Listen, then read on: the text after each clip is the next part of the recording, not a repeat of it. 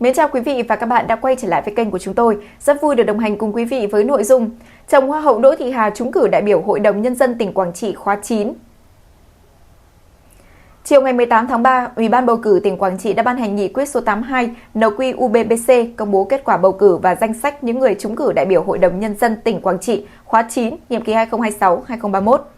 Kết quả này ghi nhận tỷ lệ cử tri tham gia bỏ phiếu ở mức rất cao, đồng thời xác định 62 đại biểu chính thức trúng cử, trong đó có sự xuất hiện của một số gương mặt doanh nhân. Nổi bật trong đó là ông Nguyễn Viết Vương, Tổng Giám đốc Công ty Trách nhiệm hữu hạn Tập đoàn Sơn Hải, người được công chúng chú ý khi là chồng của Hoa hậu Đỗ Thị Hà. Theo thông tin từ phía Ủy ban bầu cử tỉnh, tổng số cử tri tham gia bỏ phiếu trên toàn địa bàn đạt được 1.161.921 người tại 1.512 khu vực bỏ phiếu. Tỷ lệ cử tri đi bầu cử đại biểu Quốc hội khóa 16 và đại biểu Hội đồng Nhân dân các cấp nhiệm kỳ 2026-2031 đạt 99,88%, thể hiện tinh thần trách nhiệm và sự quan tâm của người dân đối với hoạt động chính trị tại địa phương. Đáng chú ý, có tới 52 trên tổng số 78 xã phường, đặc khu đạt tỷ lệ cử tri tham gia bỏ phiếu 100%, cho thấy mức độ đồng thuận và ý thức công dân cao trong kỳ bầu cử này. Toàn tỉnh Quảng Trị được chia thành 20 đơn vị bầu cử đại biểu Hội đồng Nhân dân cấp tỉnh. Trong số 104 người ứng cử, cử tri đã lựa chọn ra 62 đại biểu trúng cử để tham gia Hội đồng Nhân dân tỉnh khóa 9. Theo như công bố, đại biểu có số phiếu bầu cao nhất đạt tỷ lệ trên 98%, phản ánh sự tín nhiệm lớn từ phía cử tri. Kết quả này được đánh giá là đảm bảo đúng cơ cấu, thành phần và tiêu chuẩn đại biểu theo đúng quy định, đồng thời thể hiện sự lựa chọn kỹ lưỡng của cử tri đối với những người đại diện cho tiếng nói và nguyện vọng của nhân dân. Trong danh sách trúng cử lần này, sự xuất hiện của ông Nguyễn Viết Vương thu hút sự quan tâm của dư luận. Ông là một trong những ứng viên thuộc khối doanh nghiệp tham gia tranh cử và đã giành được sự ủng hộ từ cử tri tại đơn vị bầu cử số 13. Đơn vị này bao gồm phường Đồng Hới và xã Quảng Ninh với tổng cộng 7 ứng viên tham gia tranh cử.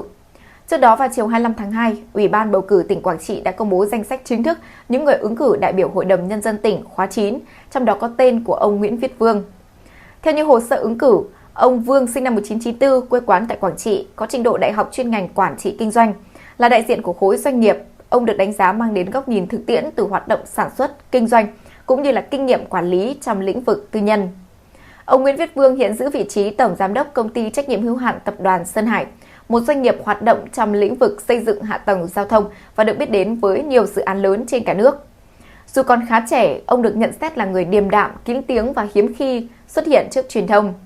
Trong các hoạt động công việc, ông thể hiện phong thái chuyên nghiệp và được đánh giá cao về năng lực quản lý cũng như tầm nhìn phát triển chiến lược doanh nghiệp.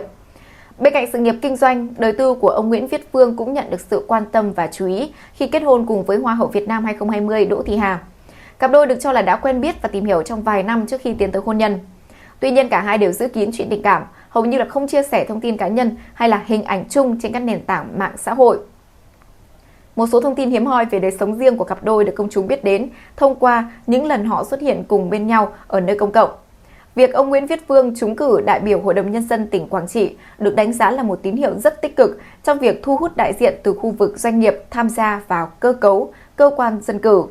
Điều này góp phần đa dạng hóa thành phần đại biểu, đồng thời tạo điều kiện để những người có kinh nghiệm thực tiễn trong sản xuất, kinh doanh đóng góp ý kiến vào quá trình hoạch định chính sách phát triển kinh tế xã hội của địa phương.